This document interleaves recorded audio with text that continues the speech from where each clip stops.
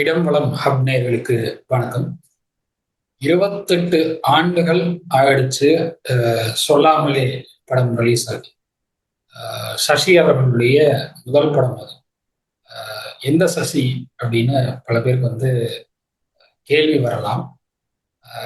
இவர் சமீப நாட்களுக்கு ஒரு 2 மாசத்துக்கு முன்னாடி கூட 100 சாமி அப்படின்னு ஒரு படம் இயக்கி ரிலீஸ் பண்ணியிருந்தாரு.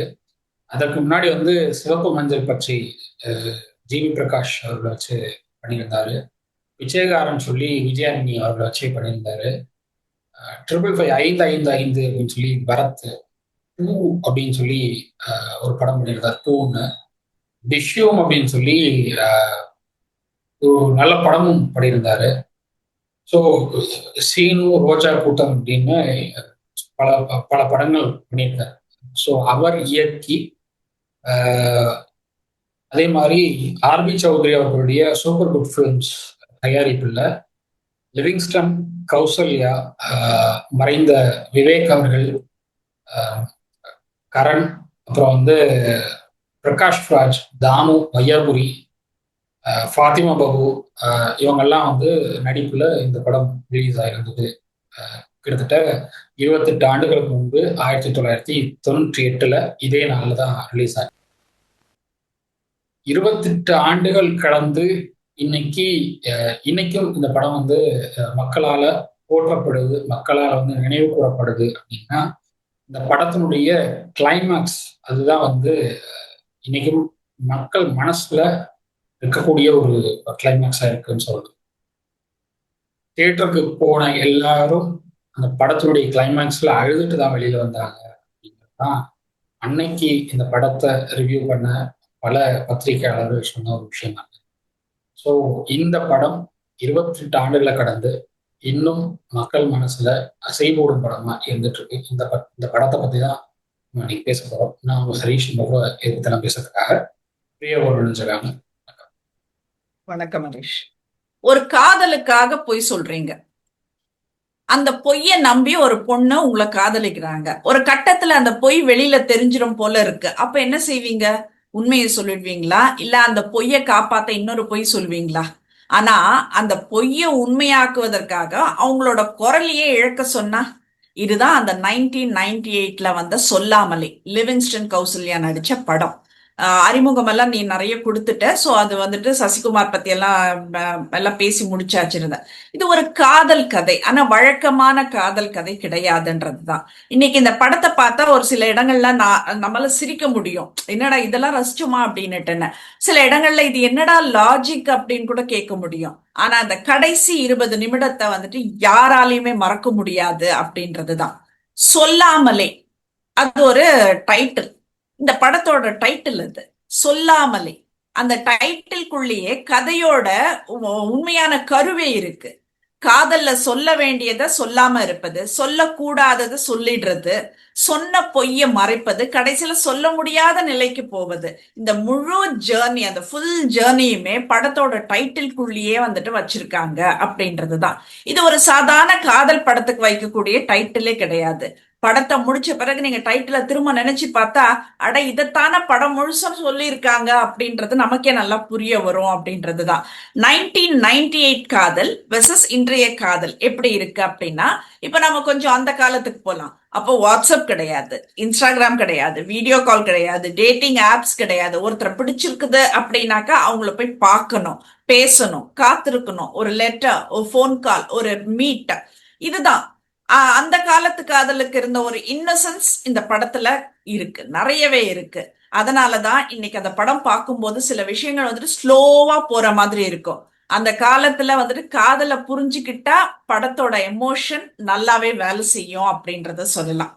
சோ இந்த லிவிங்ஸ்டன் இந்த கதாபாத்திரம் ஒரு சரியான சாய்ஸா அப்படின்றது எனக்கு தெரியல. ஏன்னா லிவிங்ஸ்டன்னாலே நிறைய பேருக்கு காமெடி கேரக்டர் ரோல்ஸ், இந்த சப்போர்ட்டிங் ரோல்ஸ் தான் முதல்ல ஞாபகத்துக்கு வரும். ஆனா இங்க அவர் ஒரு கதையோட முழு வெயிட்டே சுமக்கிறாரு அப்படின்றது. ஹீரோவோட கேரக்டரை ஆரம்பத்துல இருந்தே ஒரு பெரிய மிஸ்டேக் பண்றாங்க அப்படின்றதுதான். அவர் காதலிக்கிறாரு, ஆனா அந்த காதல சொல்றதுக்கு ஒரு பொய்ய சொல்றாரு. அந்த பொய் அவருக்கு இனிஷியலா ஒரு சாதாரணமான ஒரு விஷயமா இருந்தது. ஆனா காதல் டீப் ஆக ஆக அந்த பொய் ஒரு பெரிய பேர்டனா மாறுது. இதுதான் லிவிங்ஸ்டன் கேரக்டரோட முக்கியமான கான்ஃபிளிக்டா இருந்தது. அது வில்லன் கிடையாது, ஆனா அவர் செய்யறது சரியும் கிடையாது. இதுதான் வந்துட்டு கேரக்டரை இன்ட்ரெஸ்டிங் ஆக்குது. நான் ஊமை அப்படின்னுட்டுன்னு ஒரு பொய்யான இம்பாக்ட் அந்த கதையில வந்துட்டு ரொம்ப முக்கியமான விஷயமா இருந்தது. ஹீரோ தான் ஊமைன்னுட்டுன்னு ஹீரோயின் கிட்ட சொல்றான். ஆனா ஒரு கேள்வி இருக்கு, ஒருத்தரை இம்ப்ரெஸ் பண்றதுக்காக அவர்கிட்ட உங்களை பத்தி ஒரு மிகப்பெரிய பொய்ய சொல்லலாமா அப்படின்றதுதான். இது காதல்ல மட்டும் இல்லைங்க, இன்னைக்கு ரிலேஷன்ஷிப்லயும் வந்துட்டு இதே பிரச்சனை தான் இருக்கு. ஒருத்தர் தன்னை பத்தி ஒரு விஷயத்த மறைக்கிறாங்க அப்படின்னா அந்த மறைப்புல இருந்து தான் அந்த ரிலேஷன்ஷிப்பே ஆரம்பிக்குது. அதுக்கப்புறம் உண்மை தெரிய வரும், அப்போ பிரச்சனை வரும், நீ பொய் சொன்ன அப்படின்னு சொல்லுவாங்க, என்ன அந்த பொய்யை நம்ப வைக்க காதலிக்க வச்சு அப்படின்னு சொல்லுவாங்க. ஸோ சொல்லாமலே அந்த 1988 வந்துட்டு முன் வச்சு இவ்வளவும் வருது அப்படின்றது. உன்னோட பார்வையில எப்படி இருந்தது ஹரிஷ்? ஒரு கிராமத்து இளைஞன் சென்னைக்கு வந்ததுக்கு அப்புறம் அவனால என்ன வாழ்க்கை வாழ முடியும் அப்படிங்கிறத அழகா காட்டின படம் சொல்லாமலே அப்படின்னு சொல்லி. ரெண்டாவது, அஹ், இன்னைக்கு வந்து இந்த படம்லாம் கிரிஞ்சு அப்படின்னு சொல்லி சொல்லுவாங்க. ஆஹ் ஆனா அன்னைக்கு வந்து ரசிச்சு பார்த்த படங்கள்ல இதெல்லாம் இது ஒண்ணு கண்டிப்பா. ஏன்னா அந்த கேரக்டரா இருக்கிற அந்த ஸ்வேதாவும் சரி நட்ராஜும் சரி, ஃபர்ஸ்ட் வந்து ஸ்வேதா அட்ரஸ் கேட்டு வரும்போது ஸ்வேதா பேச மாட்டாங்கன்னு நட்ராஜ் நினைச்சுக்குவான். நட்ராஜுக்கு பேச வராது அப்படின்னு ஸ்வேதா நினைச்சுக்குவாங்க. ரெண்டு பேரும் அவங்க ஊமை இவங்க ஊமைன்னு ரெண்டு பேரும் நினைச்சுக்குவாங்க. கடைசியில நட்ராஜ் ஊமைன்னு சொல்லி ஸ்வேதா நினைச்சுக்கிட்டதை அவர் அப்படியே மெயின்டைன் பண்ணிட்டு போவார். அது நட்பா இல்ல காதலா அப்படிங்கிற ஒரு இடத்துக்கு மூவ் ஆகும்போது, ஒரு ரோட்டோரத்துல பிச்சைக்காரன் ஒருத்தன் வந்து பிச்சை எடுத்துட்டு இருப்பான். இப்போ அவனுக்கு வந்து கடை வச்சு கொடுத்து எல்லாம் பண்ணி கொடுப்பாங்க அந்த ஹீரோயின். ஸோ இதெல்லாம் பண்ணி கொடுத்ததுக்கு அப்புறம் அந்த பிச்சைக்காரன் வந்து அவனால் நடக்க முடியும். அவன் நடக்க முடியாதுன்னு நடிச்சிருப்பான். அவனால் நடக்க முடியும். அதுக்காக தன்னை ஏமாத்திட்டான்னு ஹீரோயின் வந்து அவன் மேல போலீஸ் கம்ப்ளைண்ட் கொடுத்து அவனை ஜெயில தூக்கி உள்ள வைப்பாங்க. ஸோ இதெல்லாம் பார்த்துட்டு இருக்கிற லிவிங்ஸ்டன் வந்து அவருக்கு நம்ம போய் சொல்லிட்டோமே, நம்ம நடிச்சிட்டு இருக்கோமே அப்படின்னு ஒரு உறுத்தல் இருக்கும். ஸோ அப்போ தன் ஃப்ரெண்ட்ஸ் கிட்ட கேட்கும்போது விவேக் சொல்றாரு, நீ வந்து ஒரு பொய் சொல்லியிருக்க, அதை வந்து அவர்கிட்ட வெளிப்படுத்திப்பாரு அப்படின்னு சொல்றப்போ, நான் வந்து ஆர்ட்ஸ் காலேஜ்ல படிச்சேன்னு சொன்னது போய், கோல்டு மெடலிஸ்ட் சொன்னது போய் அப்படின்னு சொல்லும்போது கோவம் வரும். கோவம் வரும். பட் வந்து அந்த கோவத்தை ஒரு 5 நிமிஷம் அப்படியே அந்த கோவம் மறைஞ்சிரும். அதுக்கப்புறம் தன்னுடைய உண்மையை வந்து சொல்லணும்னு நட்ராஜ் எவ்வளவோ முயற்சி பண்ணியும் அது சொல்ல முடியாத ஒரு சூழல மூவ் ஆன் ஆயிடும். கடைசி 20 நிமிஷம் அப்படிங்கிறது வந்து நட்ராஜால பேச முடியும் அப்படிங்கிறது சன் டிவியில வர ஒரு நிகழ்ச்சி மூலமா கௌசல்யா அவங்களுக்கு தெரிஞ்சிடும், இவர் வந்து லிவிங்ஸ்டன் பேசுவார் அப்படின்னு. ஸோ லிவிங்ஸ்டனை தேடி போவாங்க. லிவிங்ஸ்டன் வந்து இருக்க மாட்டார், அவர் அப்படி ரூம்ல இருக்க மாட்டாரு. அவருடைய ஃப்ரெண்ட்ஸ் வந்து எங்க இருக்கானே தெரியல, உண்மையை சொல்லிட்டு வரேன்னு போனோமா ஆளே வரல அப்படின்னு சொல்றாங்க. அப்போ அங்க வந்து ஒரு ஒரு அற்புதமான ஒரு விஷயம் என்னன்னா, பௌர்ணமியும் அந்த மகாபலிபுரம் கோயிலையும் இணைச்சு ரொம்ப அழகா ஒரு சீனரி. அது வந்து அந்த காலத்துல நம்ம வந்து 80s இருந்து 90s 2000 வரைக்குமே அந்த அந்த 20 வருஷம் 25 வருஷம் பீரியட் ஆஃப் டைம்ல மகாபலிபுரமும் பௌர்ணமி வந்து ரொம்ப கனெக்டடா இருந்தது. ஒரு சீனரியா ஒரு ஒரு சீன் காட்டணும் அப்படின்னா மகாபலிபுரம் முழு நிலவு இதை வந்து ஒரு சீனரியா காட்டுவாங்க. ஸோ அந்த மாதிரி ஒரு சூழல்ல அவன் வந்து அந்த மகாபலிபுரம் கோயிலை பார்த்துட்டே அவன் உட்காந்துருப்பான் அப்படின்னு சொல்லும்போது இவங்க கௌசல்யா போவாங்க. கௌசல்யா போயிட்டு அவங்களுக்கு வந்து நட்ராஜ் மேல கோவம் இருக்கா இல்லையாங்கிறதும் தெரியாது. ஏன்னா அன்னைக்கு படம் பார்க்கும்போது இந்த காதல் அவ்வளவுதான், புரிஞ்சிருவாங்க அப்படின்னு தான் எல்லாரும் நினைச்சிட்டு இருந்தது. ஆனா அவங்க போன உடனே சொல்ற ஒரு விஷயம், என்ன ஒரு இதயமே இல்லாத மிருகம் நினைச்சிட்டியல அப்படின்னு சொல்லி கேட்பாங்க. நீயும் அந்த பிச்சைக்காரனும் ஒன்னா, என்னை ஏமாத்துனதுக்காக அந்த பிச்சைக்காரன் நடத்த மாதிரி உன்னையும் நான் நடத்துவேன், எப்படி நீ கண்மூடித்தனமா நம்பிட்டு இருக்க அப்படின்னு ஒரு கேள்வி கேட்டுட்டு, கருணைக்கும் காதலுக்கும் உனக்கு வித்தியாசமே தெரியாதா, அவன் மேல நான் வச்சுட்டு இருந்தது கருணை, உன் மேல வச்சுட்டு இருக்கிறது காதல் அப்படின்னு சொல்லும் போது பேக்ரவுண்ட்ல இருந்து பாபியோட பிஜிஎம் போகும். அந்த பிஜிஎம் போகும்போது தான் வந்து அது அவருடைய பாபியோடைய மியூசிக் வந்து இந்த படத்துக்கு பெரிய பிளஸ். எங்கெங்கெல்லாம் வந்து தன்னுடைய பேக்ரவுண்ட் ஸ்கோரிங்கால இந்த படத்தை தூக்கி நிறுத்த முடியுமோ அங்கெல்லாம் அழகா ஒர்க் அவுட் பண்ணிருக்கு பாபி. இதை கொஞ்ச நேரத்துக்கு முன்னாடி நீங்க சொல்லிட கூடாதா அப்படிங்கிற ஒரு இந்த ஏக்கம் லிவிங்ஸ்டனுடைய மொத்தத்துல பார்க்க முடியும். அந்த ரொம்ப அழகா காட்டியிருப்பாங்க, ரொம்ப அழகா படம் முடிச்சிருப்பாங்க. அந்த அந்த லிவிங்ஸ்டனுடைய ஃபேஸ் ரியாக்ஷன்ஸ் எல்லாம் ரொம்ப அழகா இருக்கும் அதுல. அப்போ பிரகாஷ் ராஜ் உள்ள வந்து இந்த மாதிரி என்கிட்ட வந்தான், நான் போய் சொல்லிட்டேன், எதுக்கோ நான் வந்து போய் சொல்லியிருக்கேன், ஆனா இந்த விஷயத்துல நம்பிக்கையை நான் கெடுத்துடக்கூடாது, அவ என் மேல வச்சிருக்கிற காதலை வந்து நான் வந்து பொய்யாக்கிடக்கூடாது அப்படின்னு சொல்லி அதுக்காக நான் என் குரல் இழக்கிறது கூட தயாரா இருக்கேன்னு சொல்லும்போது பிரகாஷ் ராஜ் கேட்பாரு, அவன் அவ்வளவு நல்ல விளையாடா அப்படின்னு கேட்பாரு. இப்போ நடந்தது எல்லாத்தையும் ரீகேப் பண்ணுவாங்க, என்னென்னலாம் நடந்துச்சு, என்னென்னலாம் பண்ணாங்க அப்படின்னு சொல்லி ரீகேப் பண்ணுவாங்க. அதெல்லாம் பண்ணி முடிச்சதுக்கு அப்புறம் சரி நான் ஒத்துக்கிறேன்னு சொல்லி சும்மா ஒத்துக்குவாரு, நான் வந்து உனக்கு குரல் இல்லாம பண்றேன் அப்படின்னு சொல்லி ஒத்துக்குவாரு. அப்புறம் ஸ்வேதாக்கு இன்ஃபார்ம் பண்ணிடுங்க அப்படின்னு சொல்லுவாரு. இவருக்கு தெரிய வந்துடும். உடனே அவர் வந்து அந்த நாக்கை கட் பண்ணிட்டு இது பண்ணுவார். அப்போ அந்த அந்த கிளைமேக்ஸ், அந்த ஒரு last 5 to 6 minutes of climax, அதுல அழுதவங்க நிறைய பேர் இருக்காங்க. சூப்பர் குட் ஃபிலிம்ஸோட யூடியூப் சேனல்ல அந்த படம் இருக்கு. இன்னைக்கு பார்த்தாலும் அழுவாங்க. ஏன்னா ஒரு கிராமத்து இளைஞன், அவனுக்கு வந்து சிட்டியில எப்படி வாழணும்னு தெரியாது, அவனுக்கு இருக்கிற ஏக்கம், எந்த பொண்ணுங்க கூடயும் பழகிறதுக்கு அவனுக்கு தெரியாது. ரூம்ல இருக்கிற ஃப்ரெண்ட்ஸ் எல்லாம் வந்து ஏதோ ஐடியா கொடுப்பாங்க, விவேக்கே 2-3 ஐடியா கொடுப்பாரு, அந்த ஐடியாலாம் ஒர்க் அவுட்டே ஆகாது. விவேக்கும் மற்ற ஃப்ரெண்ட்ஸ் எல்லாம் பார்க்க வர பொண்ணுங்க 25 மார்க், ஆளுக்கு 25 மார்க், 75 மார்க் தான் போடுவோம்னு சொல்லுவாங்க.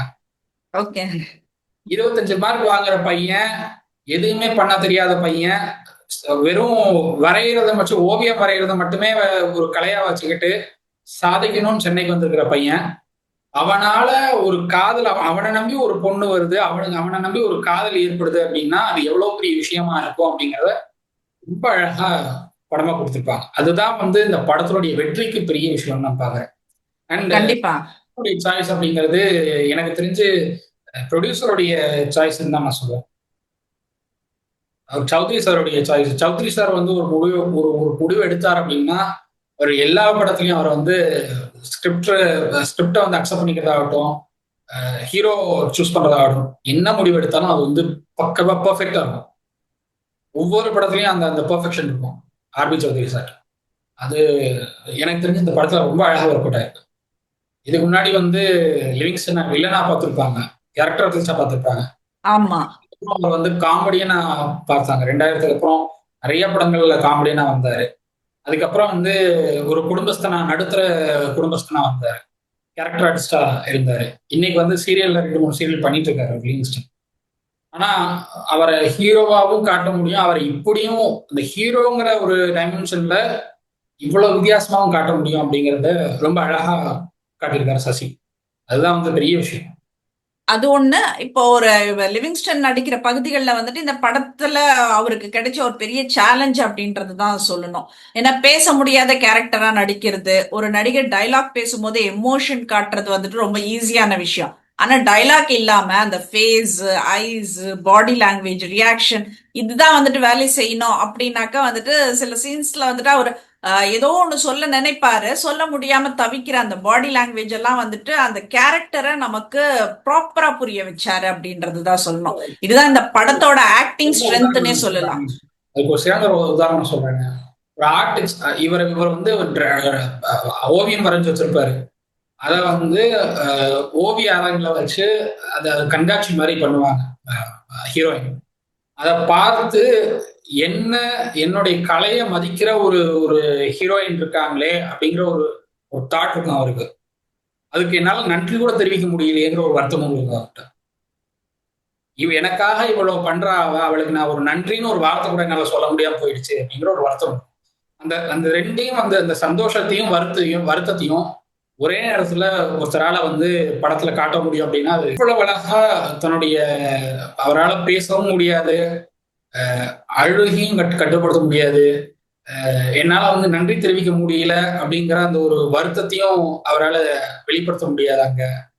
ஸோ இதெல்லாம் மனசுக்குள்ளேயே போட்டு வச்சுட்டு ஒருத்தர் இருக்கார் அப்படிங்கிறப்போ அந்த அந்த ஃபேஸ் ரியாக்ஷன் ரொம்ப அழகா கட்டியிருப்பார். கண்டிப்பா. 25 வருஷத்துக்கு பிறகும் வந்துட்டு இந்த படம் நினைவுல இருக்கு அப்படின்னா வந்துட்டு படம் பெர்ஃபெக்ட் அப்படின்றதுக்கு அது மட்டுமே ரீசன் இல்ல. கதை கம்ப்ளீட்லி லாஜிக்கல் அப்படின்னு பார்த்தாலும் அதுவும் இல்ல. ஆனா எமோஷன் வந்துட்டு மறக்க முடியாததா இருக்கு. ஒரு பொய், ஒரு காதல், ஒரு நம்பிக்கை, ஒரு குற்ற உணர்ச்சி, ஒரு தியாகம், இது எல்லாம் சேர்ந்திருக்கு அந்த படத்துல. அதனாலதான் அந்த கிளைமாக்ஸ் முடிஞ்ச பிறகும் படம் நம்ம விட்டு போல. ஏன்னா நம்ம தியேட்டரை விட்டு வெளியில வந்தோம், வந்துட்டு ஒரு 10 நிமிஷத்துக்கு அந்த சீன்ஸ்லயே தான் நம்ம உட்கார்ந்துட்டு இருந்தோம். அந்த என்ன சொல்றது, அந்த ஏன் அதை சொல்லிட்டு இருக்கலாமே, ஏன் இப்படி பண்ணாரு, ஏன் இப்படி பண்ணாருன்னு நம்ம அழுக வராதவங்களுக்கு கூட வந்துட்டு கண்ட்ரோல் பண்ணிட்டு அந்த ஒரு 10 நிமிஷம் தேவைப்பட்டது அப்படின்றதுதான். சோ ரொம்ப பெரிய இம்பாக்ட உருவாக்குன படம் இது அப்படின்றதுதான் கண்டிப்பா சொல்லணும். இது 25 வருஷத்துக்கு அப்புறமா நம்ம இதை படம் வந்து பேசுறோம்னாக்கா அது ஒண்ணுதான் காரணம். படம் வந்து 2.5 மணி நேரம் தான். பட் வந்து அதோட இம்பாக்ட் அப்படிங்கிறது ரொம்ப நாள் பல பேர்கள் இருந்துச்சு. ஏன்னா இன்னைக்கு இருக்கிற காலத்துல இன்னைக்கு வந்து நிறைய இந்த 2K கிட்ஸோடைய பேச்சு வழக்கு ஸ்லாங்ஸ் எல்லாம் பாத்தீங்கன்னா பெஞ்சிங்கிறாங்க, சிச்சுவேஷன்ஷிப்புங்கிறாங்க. இன்னைக்கு இருக்கிற ட்ரெண்டே வேற மாதிரி இருக்கு. அன்னைக்கு இருந்த ட்ரெண்ட் வேற, இன்னைக்கு இருக்கிற ட்ரெண்ட் வேறையா இருக்கு. அன்னைக்கு வந்து கண்டிப்பா. இதுதான் அன்னைக்கு இருந்த ட்ரெண்ட். ஒரு ஒரு காதல் வந்து வெளிப்படுத்த தெரியாத ஒரு ஹீரோ, ஒரு காதலை வந்து எப்படி சொல்லணும்னு தெரியாத ஒரு ஹீரோ, காதலை வெளிப்படுத்தினா ஹீரோயின் என்ன மாதிரி எடுத்துக்குவாங்கங்கிற ஒரு மைண்ட் செட்டு. நிறைய காதல்கள் வந்து நான் நேர்லயே பார்த்திருக்கேன். நிறைய காதல்கள் வந்து சொல்லாமலே முடிஞ்சிருக்கு. கண்டிப்பா, கண்டிப்பா. ஸோ அதான் இத இதெல்லாம் அந்த பீரியட் ஆஃப் டைம் இன்னைக்கு இருக்காங்க. 2-3% இருப்பாங்க, அவ்வளவுதான். நீங்க எல்லாம் ஓப்பனா நான் உங்க லவ் பண்றேன், நீ லவ் பண்றேன்னு கேட்கற மைண்ட் செட்டுக்கு வந்துட்டாங்க பசங்க எல்லாம். நீங்க அப்படிதான் இருக்காங்க. இன்னைக்கு இருக்கிற சுச்சுவேஷன்ங்கிறது வேற. இன்னைக்கு வந்து நம்ம ஓப்பனா பேசணும், நம்ம ஓப்பனா கேட்கணுங்கிற இடத்துக்கு வந்துட்டாங்க, நடந்துட்டாங்க எல்லாம். இந்த அன்னைக்குங்கிறது அது அது ஒரு டைப் ஆஃப் ஃபீல், அது ஒரு தனி ஃபீல் எல்லாரும். அதுதான். இப்போ இந்த படம் வந்துட்டு ஒரு பெர்ஃபெக்ட் மூவியான்னு கேட்டாக்கா இல்ல. ஒரு பெர்ஃபெக்ட் லவ் ஸ்டோரியான்னு கேட்டாக்கா இல்ல. லாஜிக்ல எந்த குறையும் இல்லையானாக்கா இல்ல. ஆனா எமோஷனலி மெமரபிளா அப்படின்னாக்கா டெஃபினெட்லின்னு சொல்லலாம். லிவிங்ஸ்டனுக்கு இது ஒரு முக்கியமான ஒரு பெர்ஃபார்மன்ஸ். கௌசல்யாவுக்கு ஒரு மெமரபிள் ரோல். விவேக்கோட காமெடி, அந்த காலத்து பிளேவர். சசிக்கு ஒரு நல்ல டெபியூட் மூவி அது. இது எல்லாத்தையும் தாண்டி இந்த படம் இன்னைக்கும் நம்ம ஞாபகத்துல வச்சிருக்கிறது இந்த ஒரே ஒரு விஷயம் தான். அந்த ஒரு பொய், ஒரு காதல். அந்த பொய்யை காப்பாத்த ஒருவர் செய்யற மிகப்பெரிய தியாகம் அப்படின்றதுதான். சோ நம்ம தேட்டருக்கு வந்தோம். இப்போ வந்துட்டு இப்போ 25 வருஷம் கழிச்சு அதை நினைக்கிறப்போ அந்த தேட்டர்ல நம்ம இதெல்லாம் நினைச்சோமே அப்படின்ற ஒரு மெமரபிள் நம்மளுக்கு கொடுக்குதுன்றதுதான். சோ இது போன்ற கரணையும் வந்து எல்லாரும் வில்லனா பார்த்திருப்பாங்க. கரண் வந்து நம்ம நம்ம 90s 80sலாம் வந்து ஹீரோவை பார்த்தோம். நிறைய ஹீரோ சப்ஜெக்ட்ல பண்ணாரு. ஆமா. செகண்ட் லீடா பண்ணிருக்காரு. இந்த படத்துலயும் செகண்ட் லீட்ல தான் பண்ணாரு. ஒரு அமெரிக்கா போகணும்ன்ற ஒரு கனவோட இருக்கிற ஒரு இளைஞர். அந்த இளைஞர் வந்து கௌசல்யாவை கல்யாணம் பண்ணிக்கிட்டா அமெரிக்கால செட்டில் ஆயிடலாம் அப்படிங்கிற ஒரு மைண்ட் செட்ல தனக்கு பிடிக்காத டான்ஸை வந்து பிடிக்கும் நடிச்சு கௌசல்யாட்ட இம்ப்ரெஷன் பண்ணி கௌசல்யா இம்ப்ரெஸ் பண்ணி ஒரு நல்ல பேர் வாங்கக்கூடிய ஒரு இடத்துக்கு நகர்வாரு. ஆனா அதுக்குள்ள கௌசல்யாவுக்கு லிவிங்ஸ்டன் மேல காதல் வந்துடும். ஸோ இப்படிதான் அது மூவ் ஆகும். நடுவுல வில்லனிசம் இருக்கும். ரெண்டு இடத்துல வில்லனிசம் பார்க்கலாம். ஒன்னு மகாபலிபுரத்துல இருந்து கார்ல வருவாங்க. கார் பாதியில ஸ்டாப் பண்ணிட்டு கார் நின்றுச்சுன்னு சொல்லுவாரு. நீ தள்ளி விடு அப்படின்னு சொல்லுவாரு. லிவிங்ஸ்டன் இறங்கி காரை தள்ளும் போது காரை ஓட்டிட்டு போயிடுவார். அவர் லிவிங்ஸ்டன் நடுவில் அப்படியே ரோட்ல போயிட்டு அப்படியே போயிடுவாரு. அடுத்த நாள் வந்து இன்னொரு நாள் கிரிக்கெட் மேட்ச் பார்க்கறதுக்கு போவாங்க.